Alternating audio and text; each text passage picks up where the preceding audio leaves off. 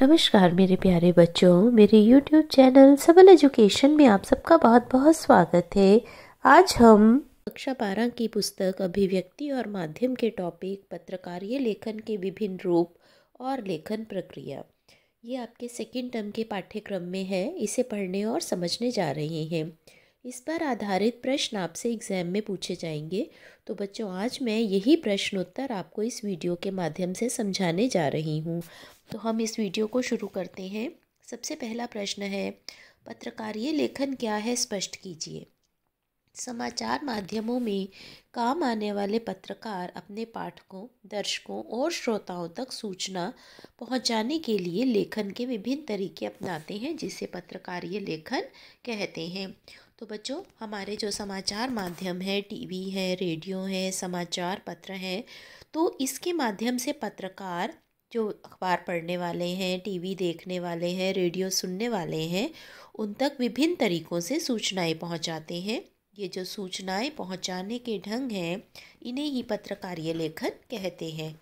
पत्रकारों के द्वारा यह कार्य प्राय 3 तरीके से किया जाता है: पूर्णकालिक, अंशकालिक और फ्रीलांसर। तो बच्चों, यहाँ पर आपको पत्रकार जो काम करते हैं वो 3 प्रकार के पत्रकार होते हैं। पूर्णकालिक वो होते हैं जो किसी समाचार संगठन से जुड़कर नियंत्रित वेतन प्राप्त करते हैं, जो नियमित वेतन लेते हैं, पूरा महीना उनके लिए काम करते हैं और फिर उन्हें उनका वेतन, उनकी सैलरी मिल जाती है। अंशकालिक पत्रकार किसी समाचार संगठन के लिए निश्चित मानदेय पर काम करता है।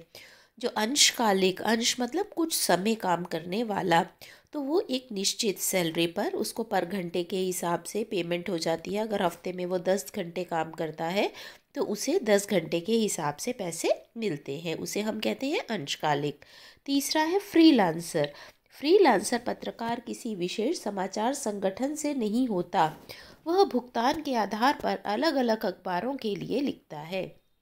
पत्रकारीय लेखन का संबंध विभिन्न घटनाओं, समस्याओं और मुद्दों से है। यह कार्य कविता, कहानी, उपन्यास आदि के द्वारा पूरी तरह से संभव नहीं हो सकता, क्योंकि इसमें तात्कालिकता और पाठकों की रुचियों को ध्यान में रखना आवश्यक है। पत्रकारीय लेखन में इस बात को सदैव ध्यान रखना चाहिए कि वह विशाल समुदाय के लिए लिख रहा है। उसे सदा सीधी सादी और आम बोलचाल की भाषा का प्रयोग करना चाहिए। क्यों करना चाहिए? क्योंकि समाचारों को हर जाति, हर वर्ग के लोग सुनते हैं। अनपढ़ लोग भी सुनते हैं, पढ़े लिखे लोग भी सुनते हैं। तो इस तरह की भाषा होनी चाहिए सामान्य, जिसे आम व्यक्ति समझ सके। उसे कभी भी लंबे लंबे वाक्य नहीं लिखने चाहिए। उसे किसी भी अवस्था में अनावश्यक विशेषणों और उपमाओं का प्रयोग नहीं करना चाहिए। ज़्यादा विशेषण और उपमाएं लगाएगा तो अर्थ जो है समाचार का, वो लोगों की समझ में नहीं आएगा। वो भाषा के चक्कर में ही, अलंकारों के चक्कर में ही फंस कर रह जाएंगे। तो इसलिए सीधी सादी भाषा जो है वो समाचारों की होनी चाहिए। नेक्स्ट प्रश्न है, समाचार कैसे लिखा जाता है? तो प्राय संवाददाता या रिपोर्टर अखबारों के लिए समाचार लिखते हैं। उनके द्वारा समाचार एक विशेष शैली में लिखे जाते हैं। अखबारों में अधिकतर सबसे महत्वपूर्ण तथ्य और जानकारियाँ सबसे पहले पैराग्राफ पर लिखी जाती हैं। आपने देखा होगा न्यूज़पेपर को कभी, तो जो हेडलाइंस होती है, जो मुख्य समाचार होता है, महत्वपूर्ण तथ्य होते हैं, वो सबसे पहले पैराग्राफ में लिखे जाते हैं। उसके बाद कम महत्वपूर्ण बातें तब तक दी जाती हैं जब तक समाचार खत्म नहीं हो जाता। इसे उल्टा पिरामिड शैली कहते हैं।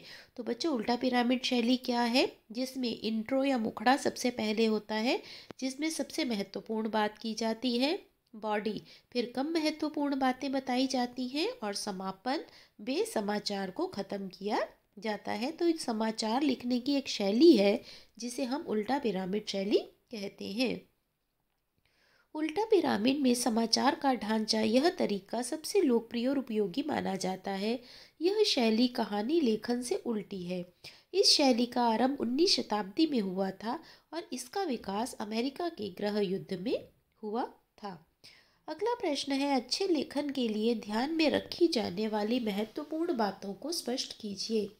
तो एक अच्छा लेखन क्या है, उसमें कौन कौन सी मुख्य बातें होनी चाहिए, समाचार लिखते समय पत्रकार को, संपादक को किन बातों का ध्यान रखना चाहिए, ये सारे इस प्रश्न के उत्तर में आपको बताए गए हैं। तो पहला है, छोटे वाक्य लिखने चाहिए। मिश्र और संयुक्त वाक्य की तुलना में सरल वाक्य संरचना को महत्व देना चाहिए। उसके बाद है, सामान्य बोलचाल की भाषा और शब्दों का प्रयोग करना चाहिए। अनावश्यक शब्दों के इस्तेमाल से बचना चाहिए। तीसरा है, शब्दों का सार्थक प्रयोग करना चाहिए। चौथा है, अच्छा लिखने के लिए जाने माने लेखकों की रचनाएं ध्यान से पढ़नी चाहिए। पांचवा है, लेखन में विविधता लाने के लिए छोटे वाक्यों के साथ साथ कुछ मध्यम आकार के और कुछ बड़े आकार के वाक्यों का प्रयोग करना चाहिए। इसके साथ साथ मुहावरों और लोकोक्तियों का प्रयोग भी करना चाहिए। अगला है, अपने लिखे को दोबारा ज़रूर पढ़ना चाहिए और गलतियों के साथ साथ अनावश्यक चीज़ों को हटा देना चाहिए। हम खुद भी बच्चों कई बार लिखते हैं तो उसमें कुछ गलतियां हो जाती हैं, कुछ अनावश्यक लिखा जाता है। इसीलिए एग्ज़ाम में भी आपको ये सलाह दी जाती है कि अगर आपके पास समय बचे तो आपने प्रश्नों के जो भी उत्तर लिखे हैं उन्हें एक बार पढ़िए ज़रूर। नेक्स्ट और लास्ट है, लेखन में कसावट होना बहुत ज़रूरी है। अगला है, लिखते समय यह ध्यान रखना चाहिए कि आपका उद्देश्य आपकी भावनाओं, विचारों और तथ्यों को प्रकट करना है, न कि दूसरों को प्रभावित करना। तो हमें लिखते हुए ये ध्यान रखना चाहिए कि हमारी बात जो है वो स्पष्ट रूप से दूसरे तक पहुंच जाए। आपको पूरी दुनिया से लेकर अपने आसपास घटने वाली घटनाओं, समाज और पर्यावरण पर गहरी निगाह रखनी चाहिए। उन्हें इस तरह से देखना चाहिए कि अपने लेखन के लिए आप उससे विचार बिंदु निकाल सके। अपने तथ्यों को जुटाने और किसी विषय पर बारीकी से विचार करने का धैर्य होना चाहिए। ये नहीं कि अनाप शनाप जो भी आया जल्दी से लिख दिया। धैर्यपूर्वक सभी तथ्य, सभी फैक्ट्स इकट्ठे करके तब आपको किसी भी समाचार को लिखना है। नेक्स्ट प्रश्न है, पत्रकारीय लेखन की परिभाषा लिखिए। वह कितने प्रकार के होते हैं? पत्रकार कितने प्रकार के होते हैं? तो समाचार पत्र अथवा जनसंचार माध्यमों में काम करने वाले पत्रकार अपने पाठकों, दर्शकों तथा श्रोताओं तक सूचनाएं पहुंचाते हैं। पाठकों को जागरूक और शिक्षित बनाने और उनका मनोरंजन करने के लिए लेखन के जिन विभिन्न रूपों का प्रयोग किया जाता है उन्हें पत्रकारीय लेखन कहते हैं। तो क्या कर्तव्य है पत्रकार का? वो पाठकों को जागरूक बनाए, शिक्षित बनाए और उनका मनोरंजन भी करे। और पत्रकार 3 प्रकार के होते हैं, जैसे मैं पहले भी आपको समझा चुकी हूँ, पूर्णकालिक, अंशकालिक और फ्रीलांसर या स्वतंत्र पत्रकार। प्रश्न 5 है, समाचार लेखन से क्या तात्पर्य है? तो समाचार लेखन पत्रकारीय लेखन का जाना पहचाना रूप है। समाचार पत्रों में समाचार पूर्णकालिक और अंशकालिक पत्रकारों द्वारा लिखे जाते हैं, जिन्हें संवाददाता अथवा रिपोर्टर भी कहते हैं। समाचार पत्रों में प्रकाशित अधिकतर समाचारों के लिए एक विधि अपनाई जाती है। इन समाचारों में किसी भी समस्या, विचार या घटनाओं के महत्वपूर्ण तथ्य, सूचना और उससे संबंधित सारी जानकारी को आरंभ में वाक्य खंडों में लिखा जाता है। उसके पश्चात वाक्य खंडों में से महत्वपूर्ण तथ्य और सूचना को प्रकाशित किया जाता है। इस प्रकार लिखे समाचार पाठकों तक पहुंचते हैं। तो समाचारीय लेखन का तात्पर्य ये है कि जो पूर्णकालिक और अंशकालिक पत्रकार हैं, जिन्हें हम संवाददाता या रिपोर्टर भी कहते हैं, वो उल्टा पिरामिड शैली में किसी भी समस्या, विचार या घटना की पूरी सूचना तथ्यों के साथ और सारी संबंधित जानकारी के साथ हम तक पहुंचाएं। नेक्स्ट है, उल्टा पिरामिड शैली से क्या अभिप्राय है? तो उल्टा पिरामिड शैली समाचार लेखन की शैलियों में से एक है। यह शैली समाचार लेखन की विशेष शैली है और सबसे लोक प्रसिद्ध, उपयोगी और बुनियादी है। यह शैली कहानी अथवा कथा लेखन की शैली से बिल्कुल विपरीत है। इसमें क्लाइमेक्स अंत में आता है। इसमें सबसे महत्वपूर्ण तथ्य और सूचना पिरामिड के नीचे के भाग में नहीं होते, अपितु इस शैली में पिरामिड को उल्टा कर दिया जाता है, इसीलिए इसे उल्टा पिरामिड शैली कहते हैं। उल्टा पिरामिड शैली को 19वीं शताब्दी के मध्य में प्रयोग में लाया गया, परंतु इसका पूर्णतः विकास अमेरिका के गृह युद्ध के अंतर्गत हुआ। इस दौरान संवाददाता अपनी खबरें टेलीग्राफ संदेशों के माध्यम से भेजते थे, जिनकी सेवाएं महंगी होने के साथ साथ अनियमित और दुर्लभ थी। क्यों थी? क्योंकि उस समय इंटरनेट या और माध्यमों का विकास नहीं हुआ था। कई बार तकनीकी कारणों के कारण संवाददाताओं को किसी घटना का समाचार कहानी की तरह विस्तार से न देकर संक्षेप में देना पड़ता था। इस प्रकार उल्टा पिरामिड शैली विकसित हुई। धीरे धीरे यह लेखन शैली की स्टैंडर्ड शैली बन गई। इस प्रकार इस शैली से लेखन एवं संपादन कार्य सुविधापूर्वक होने लगा। शुरुआत इसकी अमेरिका में हुई उल्टा पिरामिड शैली की, और समय का अभाव और तकनीकी अभाव होने के कारण मुख्य समाचार जो मुख्य होती थी घटना, उसे जल्दी से पहले बता दिया जाता था। उसके बाद उसकी बॉडी और समापन किया जाता था। धीरे धीरे ये शैली प्रचलित हो गई और समाचार इसी शैली में लिखे जाने लगे। नेक्स्ट है, समाचार लेखन के 6 ककारों के बारे में संक्षेप में बताओ। तो किसी भी समाचार को लिखने के लिए 6 प्रश्नों का उत्तर आवश्यक माना जाता है। क्या हुआ, किसके साथ हुआ, कहाँ हुआ, कब हुआ, कैसे और क्यों हुआ। इन्हीं 6 प्रश्नों का दूसरा नाम ककार है। ककार क्यों है? क्योंकि ये 6 प्रश्न जो हैं क से शुरू हो रहे हैं। इन्हीं 6 ककारों को ध्यान में रखकर किसी भी घटना, समस्या और विचार आदि से संबंधित खबर लिखी जाती है। समाचार के आरंभ में जब पैराग्राफ लिखना शुरू किया जाता है तो शुरू की 2-3 पंक्तियों में क्या, कौन, कब और कहाँ, इन 3 या 4 ककारों को ध्यान में रखकर समाचार लिखा जाता है। उसके पश्चात समाचार के मध्य में और समापन में पूर्व, कैसे और क्यों जैसे ककारों का उत्तर दिया जाता है। इस तरह इन 6 ककारों को ध्यान में रखकर समाचार लिखा जाता है। पहले 4 ककारों का प्रयोग सूचना और तथ्यों के लिए किया जाता है, परंतु कैसे और क्यों ककारों द्वारा विवरणात्मक, व्याख्यानात्मक और विश्लेषणात्मक पहलुओं पर बल दिया जाता है। इस प्रकार समाचार लेखन की पूरी प्रक्रिया में इन 6 ककारों का विशेष महत्व है। तो बच्चों, सबसे पहले शुरू की 2-3 पंक्तियों में 4 ककार प्रयोग होते हैं, क्या, कौन, कब और कहाँ। और उसके बाद कैसे और क्यों, इन 2 ककारों का प्रयोग करके सूचना को, समाचार को पूरा किया जाता है। अगला प्रश्न है, फीचर से क्या अभिप्राय है। तो समाचार पत्रों में समाचारों के अतिरिक्त प्रकाशित होने वाले पत्रकारीय लेखन में फीचर सबसे महत्वपूर्ण है। समाचार और फीचर में पर्याप्त अंतर होता है। फीचर का मुख्य लक्ष्य पाठकों को सूचना देना, उन्हें शिक्षित करने के साथ साथ उनका मनोरंजन करना होता है। फीचर पाठकों को उसी समय घटित घटनाओं से परिचित नहीं कराता, बल्कि समाचार पाठकों को तत्कालिक घटनाओं से परिचित करवाता है।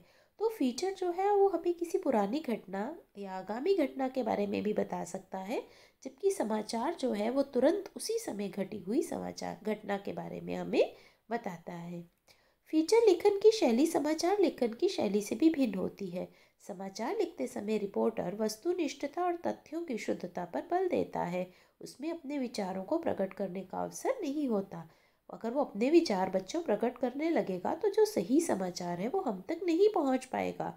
तो पत्रकार समाचारों में तथ्यों की शुद्धता पर बल देता है, न कि अपने विचारों पर। लेकिन फीचर के लेखक अपने विचार, भावनाएं और दृष्टिकोण को व्यक्त कर सकते हैं। फीचर लेखन में उल्टा पिरामिड शैली के स्थान पर कथात्मक शैली का प्रयोग होता है। ये भी दोनों में एक अंतर हो गया। समाचार में उल्टा पिरामिड शैली और फीचर में कथात्मक शैली, दोनों में अलग अलग शैलियों का प्रयोग होता है। फीचर लेखन की भाषा समाचारों की अपेक्षा सरल, आकर्षक, रूपात्मक और मन को मोह लेने वाली होती है। फीचर में समाचारों की अपेक्षा कम शब्दों का प्रयोग होता है। फीचर समाचार रिपोर्ट से प्राय दीर्घ होते हैं। समाचार पत्रों और पत्रिकाओं में 250 शब्दों से लेकर 2000 शब्दों तक के फीचर प्रकाशित होते हैं।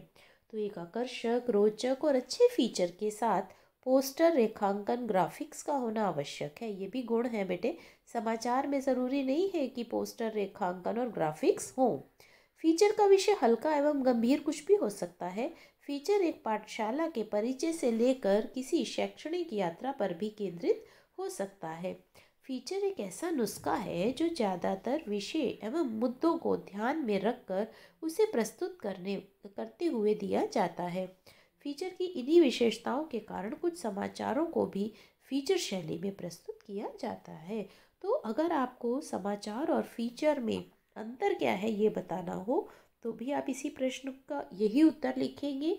फीचर से क्या अभिप्राय है वो भी यही है, और फीचर समाचार से किस प्रकार भिन्न है तो उसका उत्तर भी यही है। नेक्स्ट है, विचार परक लेखन की श्रेणी में किन किन सामग्रियों का अध्ययन किया जाता है।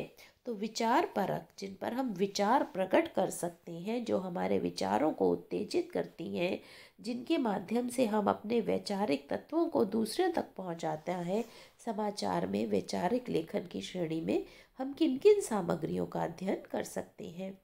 तो समाचार पत्रों में समाचार और फीचर के अतिरिक्त विचार परक सामग्रियां भी प्रकाशित होती हैं। कई समाचार पत्रों की पहचान उनके वैचारिक तत्वों से होती है। समाचार पत्रों में प्रकाशित होने वाले विचारात्मक लेखों में से उस समाचार की पहचान होती है। समाचार पत्रों में संपादकीय पृष्ठ पर प्रकाशित होने वाले लेख, टिप्पणियां, संपादकीय लेखन और स्तंभ लेखन इसी श्रेणी में आते हैं। तो बच्चों, मैंने आपको पहले भी बताया था, समाचार पत्र का जो तीसरा पृष्ठ होता है उस पर जो पूरा पेज है वो संपादकीय होता है। संपादक अपनी राय लिखता है। इसके अतिरिक्त उस पर अन्य लेख, टिप्पणियाँ, पाठकों के पत्र इत्यादि भी प्रकाशित किए जाते हैं। तो सबसे पहला है लेख। सभी समाचार पत्रों में संपादकीय पृष्ठ पर सार्वजनिक मुद्दों पर वरिष्ठ पत्रकारों और उनके विषयों के विशेषज्ञों से संबंधित लेख प्रकाशित किए जाते हैं। तो संपादकीय पृष्ठ पर जो वरिष्ठ पत्रकार है, सीनियर जो पत्रकार है, उनके या विषयों के विशेषज्ञों के लेख प्रकाशित किए जाते हैं। इन लेखों में विषय या मुद्दे पर विस्तार पूर्वक चर्चा होती है। लेख में लेखकों के विचारों को महत्व दिया जाता है, लेकिन ये विचार तथ्यों और सूचनाओं पर आधारित होने चाहिए। अनाप शनाप अपने पास से कोई कुछ नहीं लिखता। जो कुछ भी समाचार में प्रकाशित होता है उसकी सूचना बिल्कुल सही होनी चाहिए। लेखक तथ्यों और सूचनाओं के विश्लेषण और तर्कों के माध्यम से अपनी सलाह प्रस्तुत करता है। लेख लिखने के लिए काफ़ी तैयारी की आवश्यकता होती है। लेखक को किसी विषय पर लेख लिखने से पहले दूसरे लेखकों और पत्रकारों के विचार को ध्यान में रखकर लिखना चाहिए। हर लेखक की शैली निजी होती है। समाचार पत्र और पत्रिकाओं में लेख लिखते समय शुरुआत ऐसे विषय के साथ करनी चाहिए जिसके बारे में हमें अच्छे से जानकारी हो। लेख का एक प्रारंभ, मध्य और अंत होता है। लेख का प्रारंभ आकर्षक बनाने के लिए किसी विषय के सबसे ताज़ा प्रसंग या घटनाक्रम का सबसे पहले विवरण करना चाहिए। उसके पश्चात उससे जुड़े अन्य पहलुओं को प्रस्तुत करना चाहिए। इस प्रकार लेख के अंतर्गत तथ्यों की सहायता से विश्लेषण करते हुए हम अपने मत को प्रकट कर सकते हैं। तो पहले हम उससे संबंधित किसी घटना का, किसी ताज़ा प्रसंग का उदाहरण देके अपना लेख शुरू कर सकते हैं। फिर उससे जुड़ी दूसरी सूचनाएं पाठकों को बता सकते हैं और अंत में उस विषय पर हम क्या सोचते हैं इसमें अपनी राय हम प्रकट कर सकते हैं। नेक्स्ट है टिप्पणियाँ। विचार परक लेखन के अंतर्गत भिन्न भिन्न टिप्पणियां भी अपनी महत्वपूर्ण भूमिका द्वारा समाचार पत्रों की छवि को बढ़ाती रहती हैं। अब आ गया संपादकीय लेखन। संपादकीय लेखन की समाचार पत्र की आवाज़ माना जाता है। तो उसमें संपादकीय लेखन का बच्चों ये मतलब नहीं है कि संपादक ने उसे लिखा। वह अखबार उस विषय पर क्या सोचता है उसे संपादकीय लेखन कहते हैं। तो इसे क्या है, समाचार पत्र की आवाज़ माना जाता है। संपादकीय के माध्यम से समाचार पत्र किसी घटना, समस्या या मुद्दे के प्रति अपने विचार प्रकट करते हैं। संपादकीय किसी विशेष व्यक्ति के विचार से संबंधित नहीं होता, इसलिए इसे बिना किसी के नाम से छापा जाता है। संपादकीय लिखने का उत्तरदायित्व उस समाचार पत्र में काम करने वाले संपादक और उसके सहयोगियों का होता है। विशेषकर समाचार पत्रों में सहायक संपादक संपादकीय लिखते हैं। किसी भी बाहरी लेखक या पत्रकार को संपादकीय लिखने की अनुमति नहीं होती। हिंदी के समाचार पत्रों में किन्हीं में 3, किन्हीं में 2 और किन्हीं में 1 संपादकीय प्रकाशित होता है।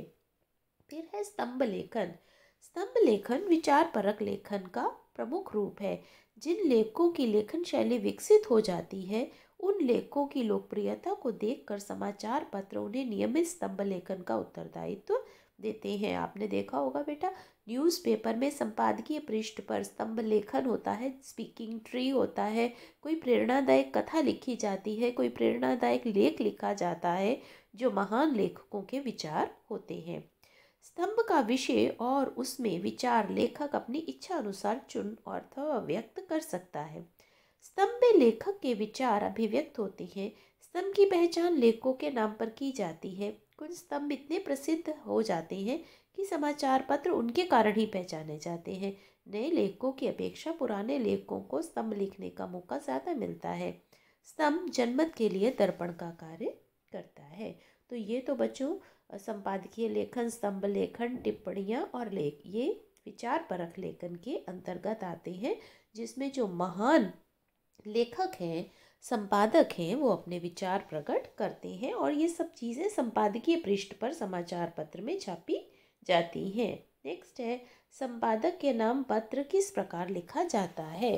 तो जो आपको पत्र लिखने के लिए एग्ज़ाम में आता है उसमें भी ये प्रश्न आता है कि संपादक के नाम पत्र लिखिए, कोई भी समस्या आपको दे दी जाती है। तो समाचार पत्रों के संपादकीय पृष्ठ पर और पत्रिकाओं की शुरुआत में संपादक के नाम पाठकों के पत्र प्रकाशित किए जाते हैं। सभी समाचार पत्रों का एक स्थायी स्तंभ होता है या पाठकों का निजी स्तंभ होता है। इस स्तंभ के माध्यम से समाचार पत्र के पाठक विभिन्न मुद्दों पर अपने मत व्यक्त करने के साथ साथ जन समस्याओं को भी उठाते हैं। वह स्तंभ जनमत के लिए दर्पण का कार्य करता है। कई बार समाचार पत्र पाठकों द्वारा व्यक्त किए गए विचारों से सहमत नहीं होते। यह स्तंभ नए लेखकों के लिए लेखन की शुरुआत करने का अच्छा अवसर प्रदान करता है। नेक्स्ट है, समाचार लेखन में साक्षात्कार, इंटरव्यू की भूमिका स्पष्ट कीजिए। तो समाचार माध्यम में साक्षात्कार का बहुत महत्व है। पत्रकार साक्षात्कार के माध्यम से ही समाचार, फीचर, विशेष रिपोर्ट और दूसरे कई तरह के पत्रकारीय लेखन के लिए कच्ची सामग्री एकत्र करते हैं। पत्रकारीय साक्षात्कार और सामान्य बोलचाल में यह अंतर होता है कि साक्षात्कार में एक पत्रकार किसी अन्य व्यक्ति से तथ्य, उसकी राय तथा भावनाएं जानने के लिए प्रश्न पूछता है। बेटे, टीवी पर आपने देखा है कि पत्रकार बहुत बार महान हस्तियों के इंटरव्यू लेते हैं, किसी भी विषय पर उनकी राय जानते हैं, उनसे बहुत से प्रश्न पूछते हैं। तो पत्रकार पहले से ही तैयारी करके आते हैं कि उन्हें जिस व्यक्ति का वो इंटरव्यू ले रहे हैं उससे कौन कौन से प्रश्न किस किस तरह से पूछने हैं।